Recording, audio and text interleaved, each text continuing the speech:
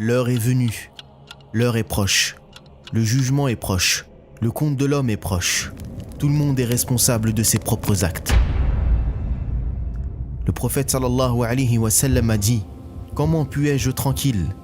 Et le propriétaire de la trompe, le gardien de la trompe, l'a élevé jusqu'à sa bouche, attendant attentivement le signal de son Seigneur.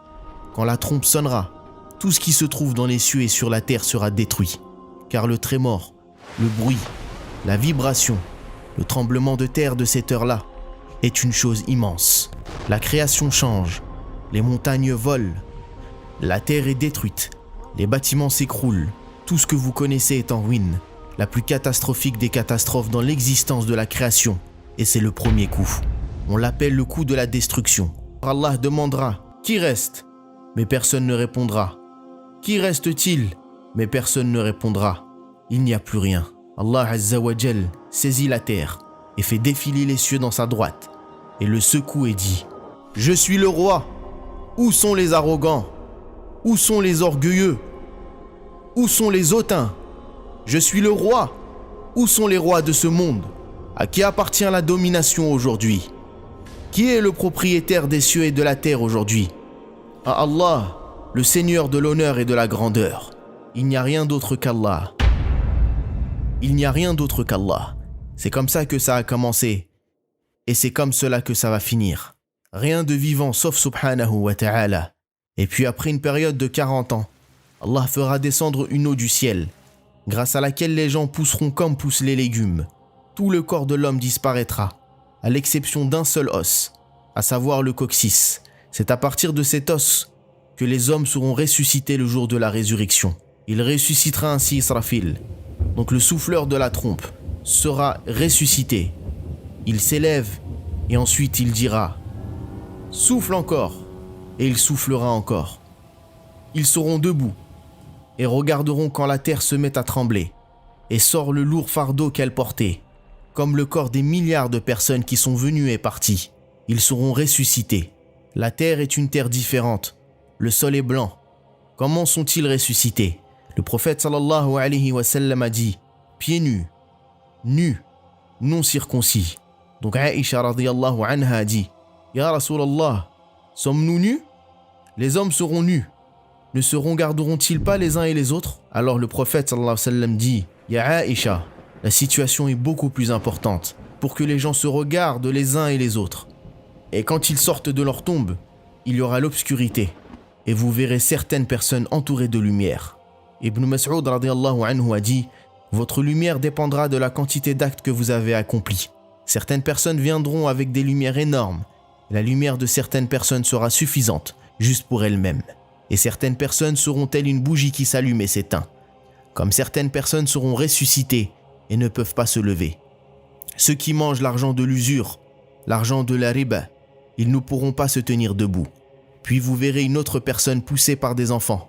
Il a mangé leur argent, leur richesse. Ils étaient orphelins. Il leur a fait du tort. Et c'est leur situation au jour du jugement.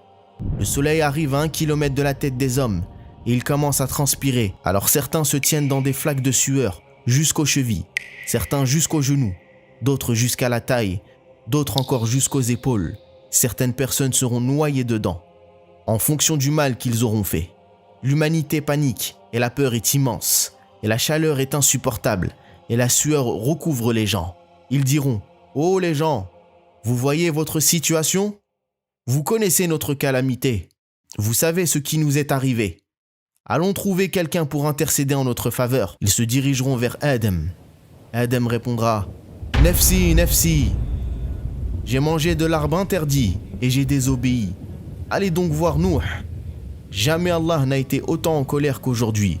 Je ne peux rien lui demander. » L'humanité tout entière se dirigera alors vers Nuh pour qu'il intercède auprès d'Allah et lui demande de commencer le jugement. « Oh Nuh, toi qui as été sauvé par Allah, intercède auprès d'Allah pour qu'il commence le jugement. » Nuh répondra « Nafsi, nafsi, j'ai déjà demandé à Dieu ce dont je n'avais pas à l'interroger, et il m'en a blâmé. Et je n'espère qu'une chose, c'est qu'il me pardonne. Allez voir donc Ibrahim. » L'humanité se dirigera alors vers Ibrahim alayhi salam. Ibrahim répondra « Nafsi, nafsi, j'ai menti 3 fois. Allez voir Moussa. » Moussa dira « Nafsi, nafsi, j'ai tué un homme. Allez voir donc Isa. » Isa alayhi salam répondra « Nafsi, nafsi, allez voir Muhammad, un serviteur auquel Allah a pardonné tous les péchés. » Puis l'humanité se dirigera vers Muhammad sallallahu alayhi wa sallam qui répondra « Ana laha, ana laha, elle est pour moi l'intercession. » Il a dit ensuite à propos de cela « Et je me mettrai dans un endroit pour lequel on m'enviera, et je me prosternerai sous le trône, et je louerai Allah par des louanges avec lesquelles jamais personne ne l'avait loué. Il me répondra « Lève-toi Muhammad, parle, on t'écoutera. Intercède, tu seras exaucé. Demande et tu obtiendras. Et je dirai « Tu m'as promis l'intercession. Alors permets-moi d'intercéder pour tes créatures, pour que le jugement commence. » Alors Allah dit « Je viendrai et commencera le décompte.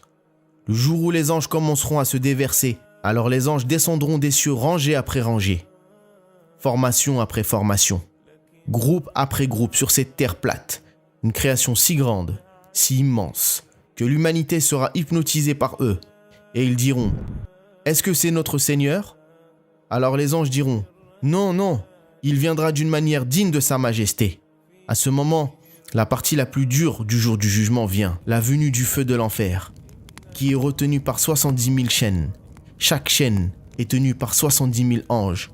Il n'y a pas de scène plus terrifiante, le jour du jugement, que cette scène. Et quand le feu de l'enfer arrivera, toutes les créations d'Allah tomberont à genoux. Tout ce qu'ils se diront, c'est « Oh Allah, protège-nous » et l'humanité se dirigera vers la terre où ils se tiendront devant Allah subhanahu wa ta'ala et seront rendus responsables de leurs actes.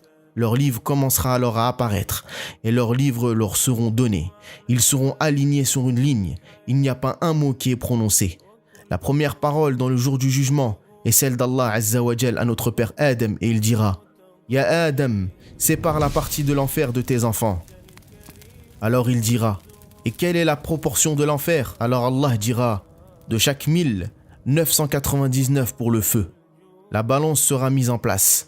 La Ummah de Muhammad sallallahu alayhi wa sallam sera la première Ummah à être jugée.